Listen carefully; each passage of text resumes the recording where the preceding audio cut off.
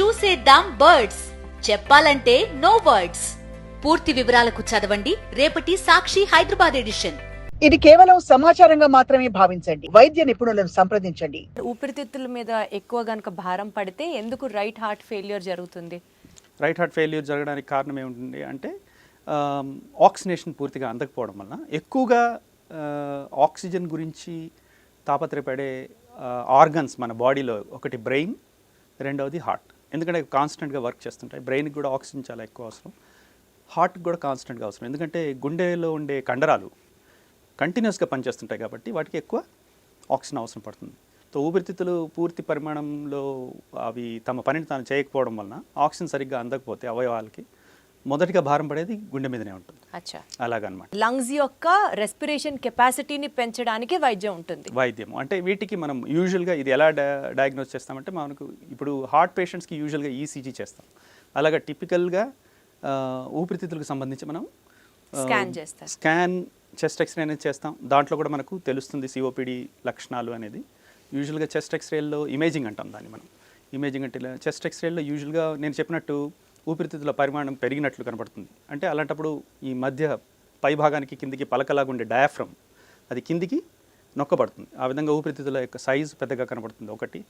రెండవది దాంట్లో ఉండే మార్కింగ్స్ అంటే ఒక నెట్వర్క్ లాగా ఉండే మార్కింగ్స్ కూడా పల్చబడినట్టు కొద్దిగా డార్క్గా అట్లా కనిపిస్తుంది. ఇది మామూలుగా వైద్యులు చూసే చెప్తున్నాను. అదొకటి. రెండవది టెస్ట్లు పల్మరీ ఫంక్షన్ టెస్ట్ అంటాం. నేను ఈసీజీకి ఈక్వల్గా చెప్తున్నాను. అంటే యూజువల్గా పల్మనాలజిస్ట్ చేసే టెస్ట్లో పల్మనరీ ఫంక్షన్ టెస్ట్ పిఎఫ్టీ అంటాం, స్పైరోమెట్రీ అంటారు దాన్ని.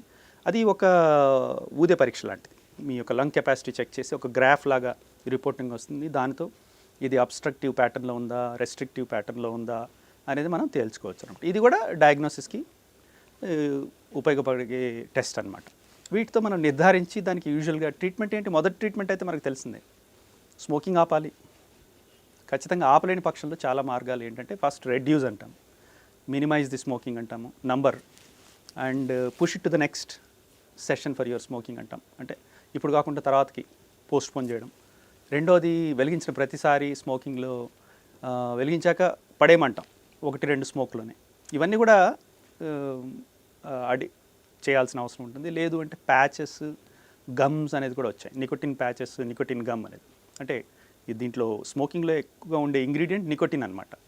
సో అదే మనం మందు రూపంలో చిన్న ప్యాచ్, ఒంటికి పెట్టే ప్యాచ్ లాంటిది కానీ 24 hours పనిచేస్తుంది, కొద్దిపాటి రిలీజ్ చేస్తూ ఉంటుంది అనమాట అది నికోటిన్ని. ఆ విధంగా ఏంటంటే నువ్వు ఏమంటాం దీన్ని స్మోకింగ్ చేయాలనే తపన కొద్దిగా తగ్గించుకోవడానికి అనమాట. అలా లేదు అంటే చూయింగ్ గమ్స్ ఇలాంటి మినిమల్ ట్రీట్మెంట్స్ చేస్తారు. కానీ వీటితో భారం పడి సివియర్గా సిక్ అయిన వాళ్ళకి ఇంకా వేరే మార్గం ఉండదు. ఒక ప్రోగ్రెసివ్గా అంటే చాలా ఎక్కువగా నేను చెప్పినట్టు సిఓపిడి 20 సంవత్సరాల నుంచి కూడా almost 20 to 30 cigarettes per day అలా తాగిన వాళ్ళల్లో సిఓపిడి లక్షణాలు పూర్తిగా ప్రబలిన తర్వాత ఆల్మోస్ట్ రివర్సబుల్ అనేది ఉండదు. అందు గురించి ముందు నుంచి కూడా జాగ్రత్త గురించి మనం ఎక్కువగా చెప్తా ఉంటాం.